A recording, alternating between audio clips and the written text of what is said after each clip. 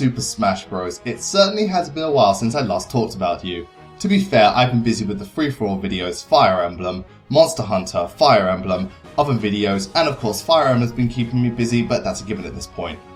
Now the one thing everyone talks about, including myself, when the subject of Smash Bros comes up is the cast of characters, since, well, what's not to love about your favourite Nintendo characters beating the ever-loving shit out of each other? Now not every character makes it into Smash Bros, even some of the most popular and requested ones, so for the longest time we just had to make do with what we had once the game was launched.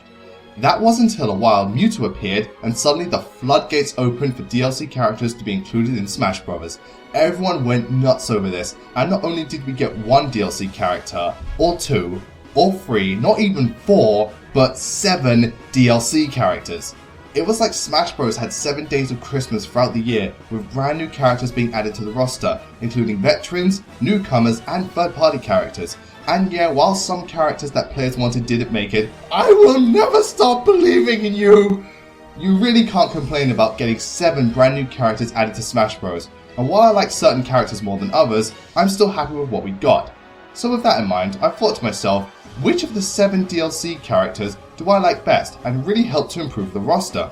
Well, just thinking about it wasn't enough for me, which is why we're here today. So prepare yourselves everyone as I count down my top 7 Smash DLC characters. Wow, a top 7 list? All I need now is a top 100 list and I've got all the bases covered. Now before we begin, like with my previous Smash Bros list, this is just my opinion and I'm simply ranking these characters on how much I like them, in terms of the characters themselves, their movesets, their stages and music, how much of an impact they made on the game and the community, all that jazz.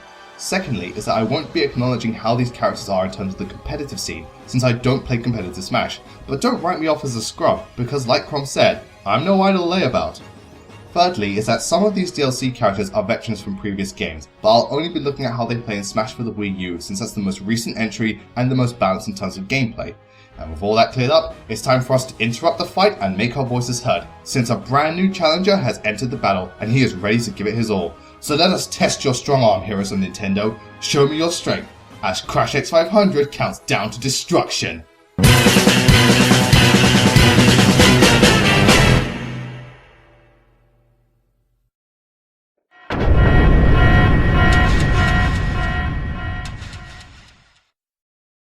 When it comes to newcomers in Smash Bros, the situation surrounding their announcement varies from character to character.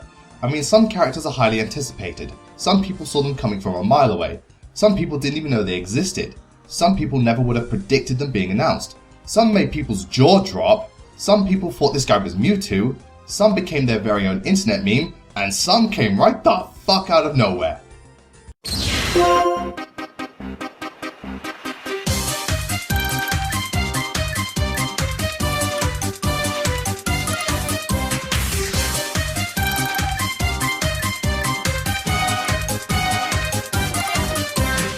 I find it strangely ironic.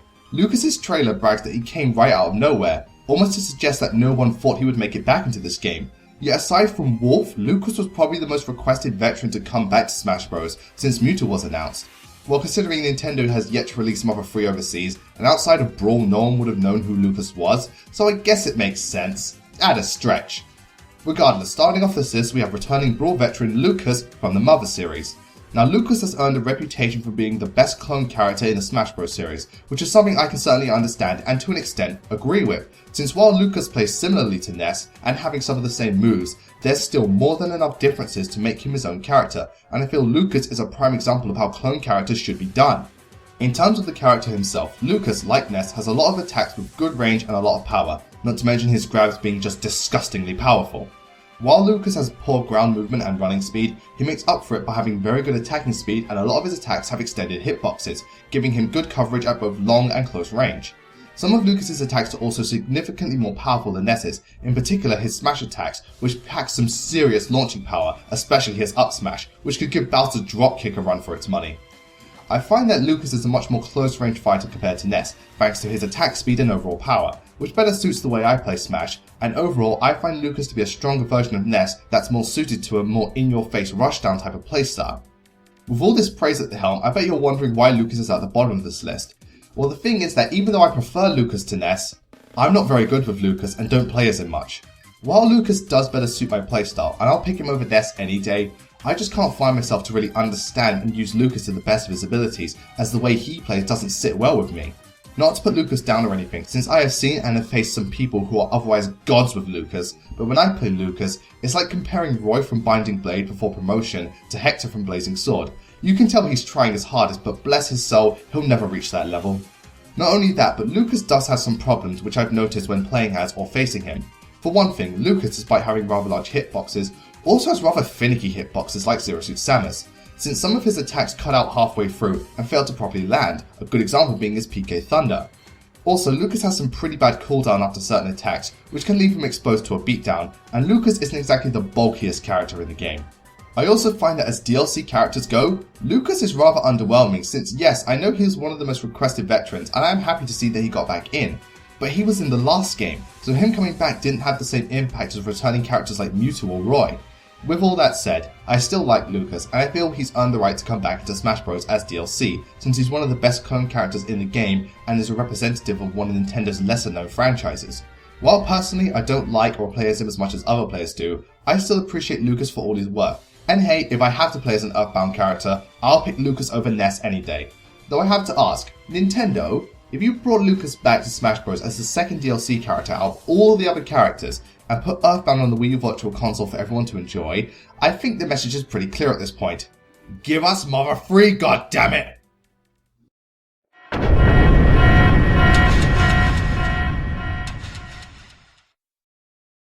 Everyone has their favourite Smash Bros characters for various reasons, and when the subject of best Smash Bros characters come up, most people just chant their name or quote the crowd cheering chants relevant to their favourite character. This is especially apparent on YouTube, where the comment section in videos about best Smash Bros characters are mostly filled with the crowd cheering quotes, and when you get things like Junior, Junior, Junior, DK, dun dun dun, Donkey Kong, Link, Link, Link, Little Mac, get him back, Pit, Pit, this is it, we like Ike, and Roy's our boy!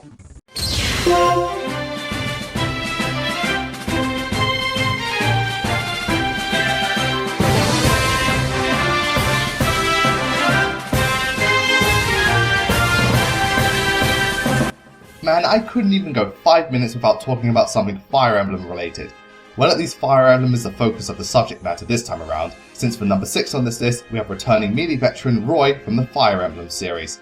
Now, like Lucas, Roy was a highly requested character since he was a melee veteran and a lot of players liked him.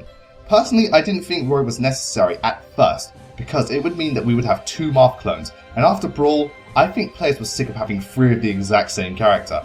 But Roy was a melee veteran like Mewtwo, so it felt like he needed to make a comeback to the series, and well, he certainly made one hell of a comeback, since my previous concerns about Roy were nullified as soon as I got to play as him.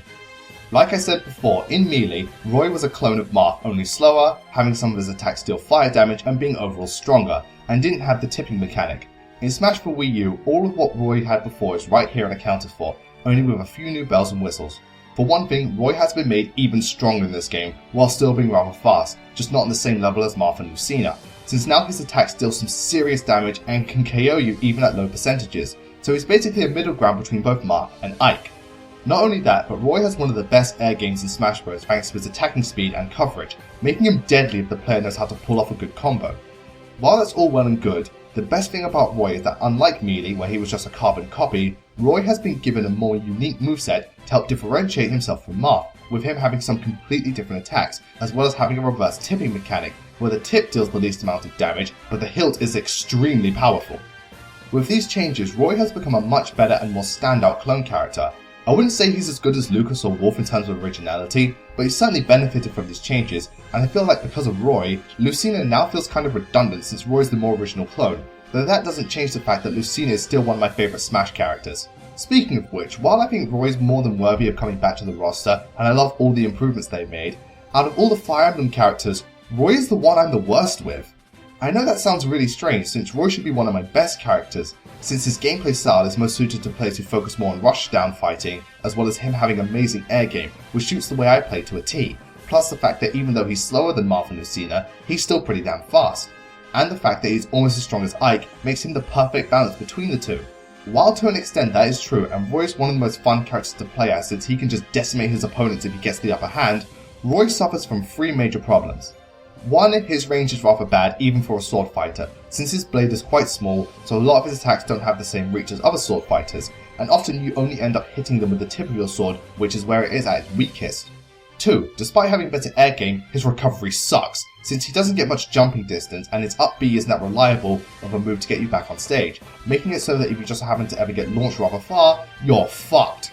And finally, Roy's biggest problem is that he suffers from some serious recovery lag, since after pulling off certain moves, it takes a long time for him to recover from it, leaving him open to get his ass handed to him. Now, other characters like Shulk suffer from this too, but it's much worse with Roy since because of his short range, he's less likely to hit you and is overall easy to dodge. Plus, because of the shitty recovery, once he's off stage, he ain't getting back anytime soon. Despite having some serious problems, the improvements made to Roy make him a much stronger and original character that is so much fun to play as and can be a nightmare in the hands of an expert. Yes, while another Kung character isn't too exciting, I feel Roy's more original moveset and history of being a melee veteran helped to negate this issue. While out of all the Fire Emblem characters he's the one I'm worst with, I still have a fun time using him, and I can be a force to be reckoned with at times. There is only one thing that's always baffled me about Roy though. Smash Bros has painted Roy to be incredibly powerful and one of the strongest characters in the Fire Emblem series. Have the developers even played Binding Blade? Roy is one of the worst lords in the Fire Emblem series, and the only reason he's able to be useful is thanks to the weapon he wields, the Binding Blade. Without it, Roy sucks. Man, imagine giving that weapon to someone like Hector. I'll tell you what, if that was the case, those dragons at the end of Blazing Sword wouldn't be able to do shit.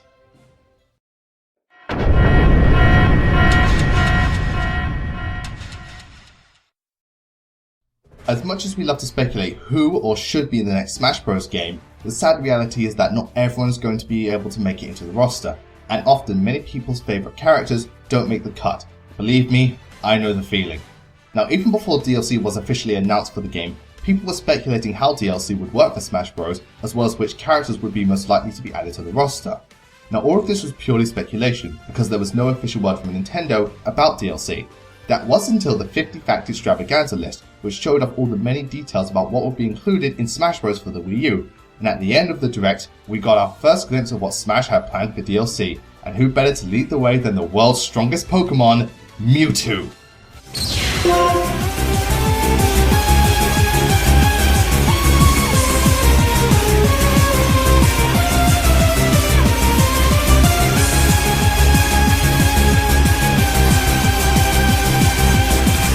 Oh man, Mewtwo, you created quite a stir amongst the Smash community. I mean, the reaction to Mewtwo being announced as DLC sent people into overdrive at the idea of having more characters being included in Smash Bros, along with the fact that fan favourite melee veteran Mewtwo was one of the first to be announced. I mean, if you thought the Mega Man trailer was the most jaw-dropping moment in Smash Bros history, well it still is, but this was pretty amazing too. Mewtwo being announced as the first Smash Bros DLC character made the most sense, since he's one of the most original and loved characters in the Smash Bros series, plus the fact that, come on, he's Mewtwo, and everybody loves Mewtwo. Now, unlike characters like Roy, Mewtwo's moveset didn't change between this and Melee, but in all fairness it didn't need to, since he was already a unique character. However, they did make a lot of necessary tweaks to Mewtwo's hitboxes, as well as balancing him out and making him a more potent and viable character. From the get-go, Mewtwo is one of the most unique characters in terms of moveset, since he's got a lot of moves up his arsenal and a very good variety of attacks to boot. A lot of Mewtwo's standard attacks have decent close range reach and rather large hitboxes, especially in the case of his air attacks, which provide fantastic coverage and make him great for edge guarding. Mewtwo has also got some pretty good attacking speed and is rather floaty, which makes it easy for him to recover after being launched, as well as reach opponents who've been knocked rather high up. Mewtwo's best attribute, however, are his special attacks and his grabs. Mewtwo's special attacks are very useful tools that give Mewtwo a lot more versatility and viability against just about anyone, being able to stun opponents, reflect projectiles, or just send the enemy flying with a shadow ball to the face. Then there's the case of Mewtwo's grabs, which are ridiculous in how good they are, as they either hit hard and deal a good chunk of damage, have the potential to hit other players, or just send you straight to the great god Arceus himself. Thanks to Mewtwo's improved hitboxes, it's much easier to use all of his moves effectively and make the best use out of Mewtwo, since I found that in Melee, Mewtwo had very strange hitboxes and was rather unreliable. That was otherwise fixed in this game, and now Mewtwo is a force to be reckoned with. One major change to Mewtwo, which is both a good and bad thing, is that Mewtwo is now a glass cannon. I assume most of you know what the term glass cannon means, but for those who don't, the basic idea is that Mewtwo is a very powerful character, and attacks like his smash attacks and Shadow Ball have the potential to launch just about anyone and not too high percentages, and some of his weaker moves still do quite a bit of damage and can be more effective than you think at a first glance. With that said, in terms of defense, Mewtwo is utter shit, since he's very frail, and I find that he can be as low as 70% before getting launched by just about anyone. Now this obviously makes Mewtwo a more balanced character. It just means you have to be careful when your opponent is about to land a strong attack, because you will more than likely not be able to survive the hit. Having DLC for Smash Bros was nothing but a stroke of genius and something everyone wanted, and what better way to start it off than by including fan favourite Smash Bros character and Pokemon, Mewtwo. Thanks to his more stable hitboxes and overall more balanced mechanics, Mewtwo has become a character just about anyone can get down with, and while he's not my favourite Smash Bros character, I still really enjoy playing as him, and though him being a glass cannon has its downsides, the upsides more than make up for it, and it really does feel like we're playing as the world's most powerful Pokemon. In fact, now that I think about it, Mewtwo's role as a glass cannon makes so much sense, since Mewtwo in the Pokemon games has poor physical defense being a psychic type and all, but his special attack is off the charts, which is why his special moves, smashes and grabs are Mewtwo's best attacks. Nintendo, you sneaky devils you.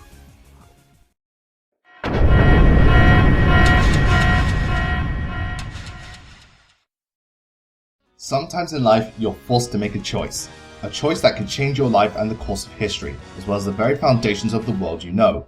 This choice will live with you for life and shape your future, and once made, there's no going back. So tell me, do you choose to fight for the people who are tied to you by blood, or those who are tied to you by bond? Or do you say, fuck this shit, I'm joining Smash Bros, bitches?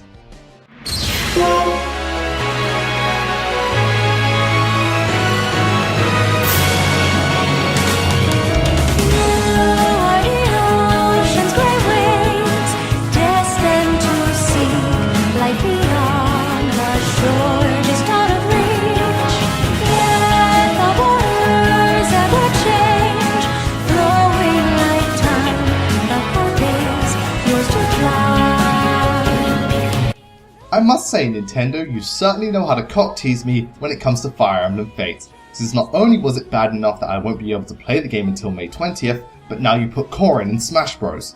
Just be lucky that Fates comes out in just under a month over here, or else I, and the rest of Europe, would have to pay a visit to Mr. Sakurai and shove a Klondike where the sun don't shine. Now usually when a new character, especially a DLC character, gets announced for Smash, people get excited at the prospect of being able to play as someone new, or hell, one of their favourite Nintendo characters. Well, strangely enough, when Corrin was announced, most people weren't excited, but rather salty at the prospect of Corrin being in the game. And to be fair, I was in that boat too. Now, I wasn't completely salty about Corrin being in the game, since for one thing, Corrin was a brand new character, which is always good, and better yet, Corrin was a new and original character, which is something I'm always happy to see with Smash Bros. But even with that in mind, half the time, all I could think to myself was, seriously Sakurai, another Fire Emblem character? I mean, don't get me wrong, I love Fire Emblem, and I'm glad the series has been getting a lot more recognition with Robin, Lucina and Roy being in Smash, along with the series staples Marth and Ike. But with the inclusion of Corrin, we now have 6 Fire Emblem characters. Seriously, 6 Fire Emblem characters? That's a bit much considering not even the Zelda series has this many characters in the roster, and the fact that other franchises like Donkey Kong, F-Zero and especially Metroid aren't getting any new characters makes it seem like Sakurai is being overly biased towards Fire Emblem. So yeah, from the get-go I wasn't too hyped about Corrin, but I gave Corrin the benefit of the doubt and decided to pass judgment once I actually got the chance to play as Corrin. And I must say, I'm certainly glad I did, because I'm not gonna lie, Corrin is pretty damn awesome.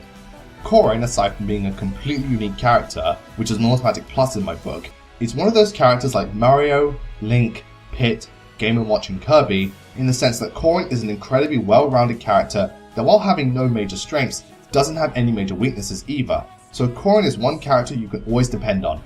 Corrin I find to be a very balanced character in terms of attack, speed, defense, air game, recovery, and all that jazz. Corrin does well in just about everything.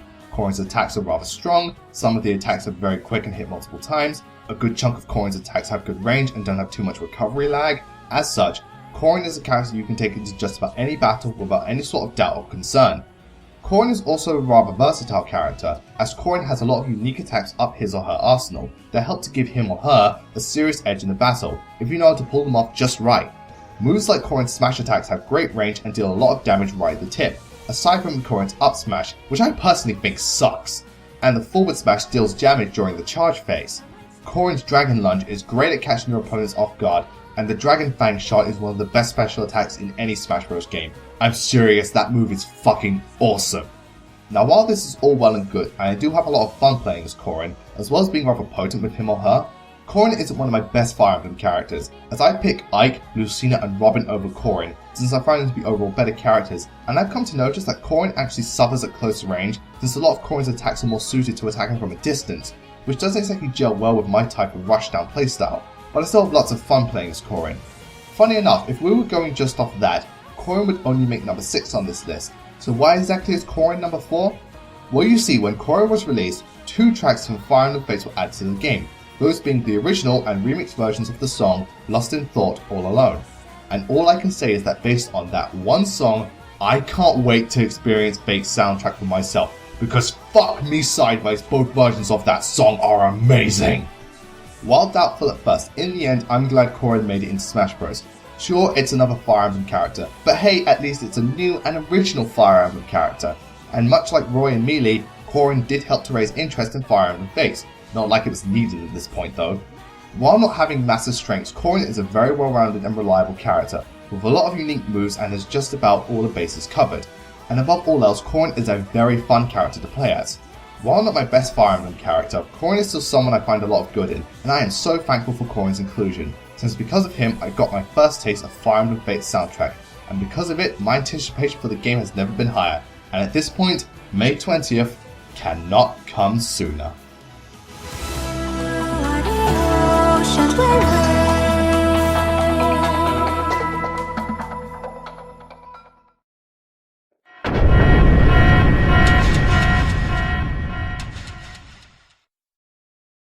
If there's one type of character people want to see get into Smash more than any other, it's third-party characters.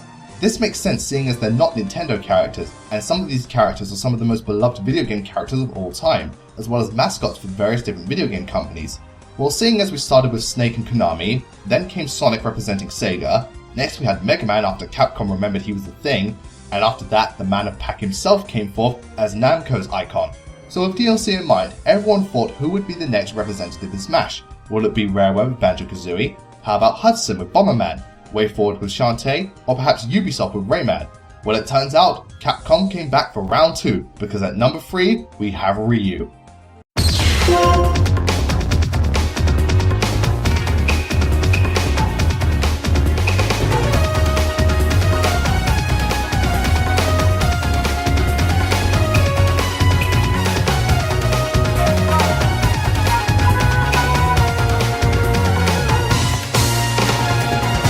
I think this character was the character most people would never have guessed making it into Smash Bros, aside from the Wii Fit Trainer and Duck Hunt duo.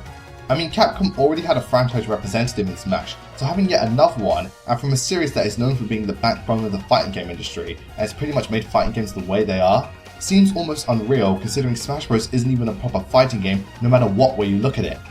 Even still, Ryu's reveal during the Smash Bros Direct was quite a shock to the system, even if it was leaked one day before the event, which by the way, thank you very much, you just had to spoil the surprise a day before the announcement. And truth be told, I didn't think Ryu would work in Smash Bros, but hey, somehow they made it work, and Ryu not only fits into Smash Bros fine, but he's also one of the most original characters in terms of playstyle, as well as the attention to detail being put into his attacks and attributes, further emphasizing how much love the Smash Bros series shows to its characters, especially in the case of Capcom. Now obviously Ryu's moveset is ripped right out of Street Fighter, so like Street Fighter, he's a close range character that works best in one-on-one battles. In terms of how he fares in Smash, Ryu is a very strong and rather fast character, as well as most of his attacks being focused on pulling off combos and racking up lots of damage, which suits the way I play just fine for the most part, so don't ever give him an opening or you're seriously going to regret it. That being said, Ryu's attacks have rather short range, especially in the case of his air game, and there isn't much variety to his moveset, which makes sense since he's a Street Fighter character, but against characters that tend to focus on either air game or projectiles, Ryu has a clear disadvantage since he is most suited to ground game. That being said, what makes Ryu unique is that depending on how much pressure you apply to each input command or the input commands themselves, the attributes of Ryu's attacks will change just like in Street Fighter. This was Ryu's unique selling point that strengthened his ties to Street Fighter and makes him a very technical character that's easy to learn but hard to master. By inputting the exact same button inputs as you would in Street Fighter, Ryu's special attacks will get a boost in power, and depending on how much pressure you apply on every input command, Ryu's standard attacks will change. While you don't need to know this stuff in order to play as Ryu and enjoy him, having this makes him one of the most original Smash Bros characters, and the fact that the Smash team went out of their way to add this much detail into Ryu's movesets not only shows the amount of love Smash has for its characters and their franchises, but also that it allows pro players or those who are familiar with Street Fighter to take full advantage of what Ryu can do and completely destroy the competition, at least in one-on-one fights. Another thing about Ryu is that we got the Suzaku Castle stage, as well as the original and remixed version of Ryu and Ken stage themes, which are awesome little bonuses on top of this fist-shaped cake. In the end, Ryu, despite being someone not many people thought would actually be in the game, was more than worthy of being part of the Smash Bros family, and as third parties go, I feel he fits into Smash just fine, and thanks to his source material, is one of the most original characters the Smash Bros series has ever received, which is certainly saying a lot when you think about certain other characters. Sure, Ryu's playstyle doesn't suit everyone, and is not the easiest character to fully understand and master, but much like Street Fighter, he's easy enough to play as from the get-go, and being able to fully understand how he works and pull off those special techniques is incredibly gratifying, because I'll tell you right now, there is nothing in Smash Bros more satisfying than sending your opponent skyrocketing with a fully powered Shoryuken to the face. Delicious!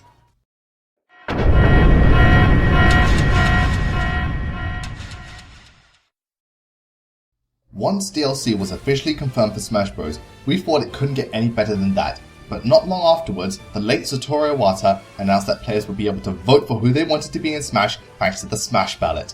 This sent the community into overdrive, as now they could vote for whoever they wanted to be in Smash, so pretty much any character had a chance of getting in.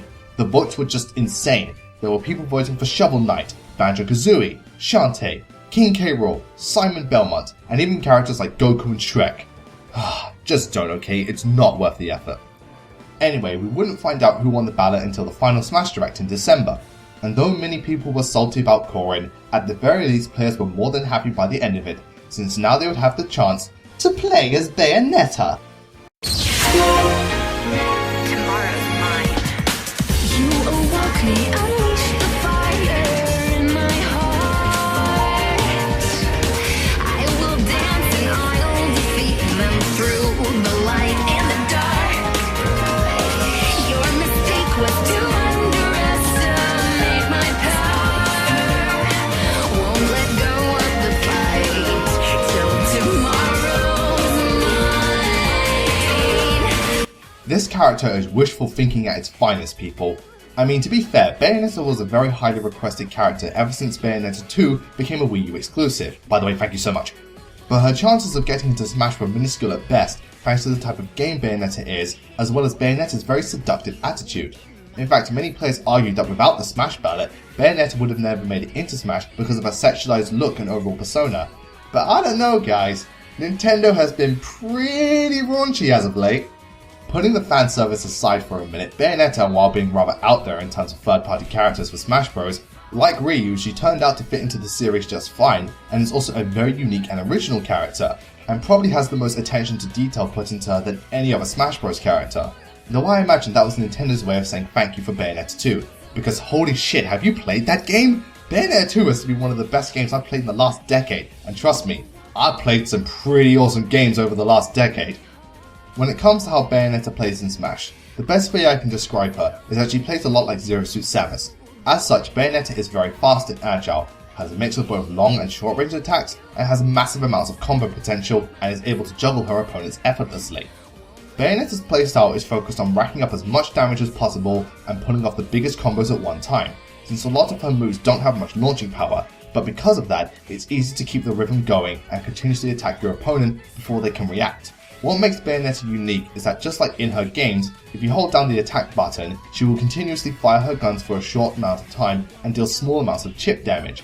Now the damage itself is rather small and doesn't make the opponent flinch, but often they'll ignore it and forget that all that damage is building up, and by the time they figure it out, it will be too late. Because of her playstyle and attributes, Bayonetta is the type of character who focuses on applying pressure to her opponents, not giving them enough time to breathe or counterattack, so naturally she absolutely dominates one-on-one fights more than any other Smash Bros character. Much like Zero Suit Samus, Bayonetta is a character that works best in one-on-one fights as you can focus all of your energy on a single target, but is also a character that is very easy to lose control with and leave herself open to attack, so you must be very careful when playing as her, because Bayonetta is, and I'm going to use a more technical fighting game term here, a highly punishable character that works both ways. This is because a lot of Bayonetta's attacks leave her completely exposed, no pun intended, to her opponent, and it's easy for them to retaliate or get careless if she makes a stupid mistake. However, if the roles are reversed and you are able to capitalize on an opponent's blundering, then I kid you not, Bayonetta can just annihilate you in seconds and pull off some unbelievable combos that will make you question your existence. Well, it makes sense. After all, you've been naughty. Thanks to this and Bayonetta's overall playstyle, she's a very high risk and high reward character. If you fuck up with Bayonetta, then you're screwed. But if your opponent fucks up and you capitalize on it, then they are completely screwed. Also, like Ryu, along with Bayonetta as a playable character, we also got the Umbra Clock Tower stage and many tracks from both Bayonetta 1 and 2, which is such a wonderful treat because the soundtracks to both those games are just amazing. When all is said and done, though Bayonetta wasn't the Smash Bros character I voted for in the ballot, I will never stop believing in you! I'm very happy she made it in as both a brand new character and a representative of Platinum Games. While not the most reliable character, and a character you have to be very careful when using, Bayonetta is an awesome character to play as, and it is a massive amount of fun to beat the shit out of people with her. And as such, Bayonetta takes the number 2 spot of my favourite Smash Bros DLC characters, which just leaves the number 1 entry.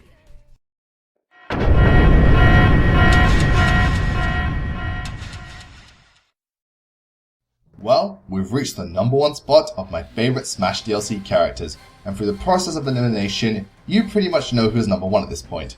Well, there's no use hiding it now, so for the character who's not only my number 1 best DLC character in Super Smash Bros, but is also now one of my top 3 all-time favourite Smash Bros characters, get ready everyone, as Cloud Strife storms into battle.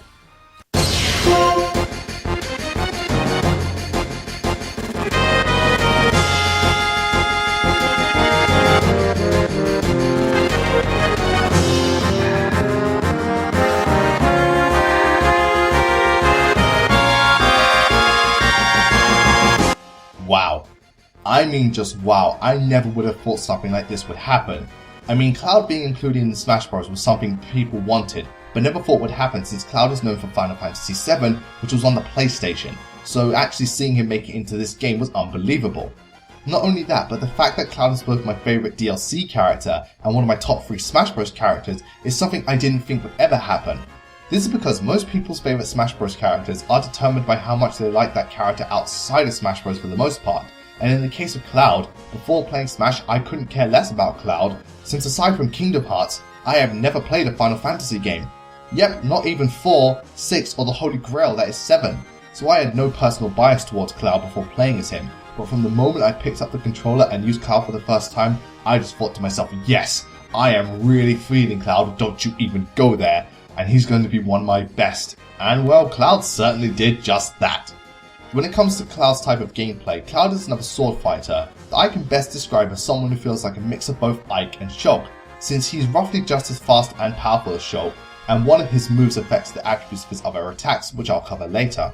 His similarities to Ike are to do with his attacks, as his sword swings travel in very similar arcs to Ike's attacks, and much like Ike, a lot of his stronger moves have a long charge up time, but deal devastating amounts of damage when they land. Despite these similarities, Cloud has more than enough differences to make himself unique, and I feel like despite having not as much variety in terms of move pool as characters like Link or Corrin, Cloud is a very reliable character that I can take into any match and be effective against just about anyone.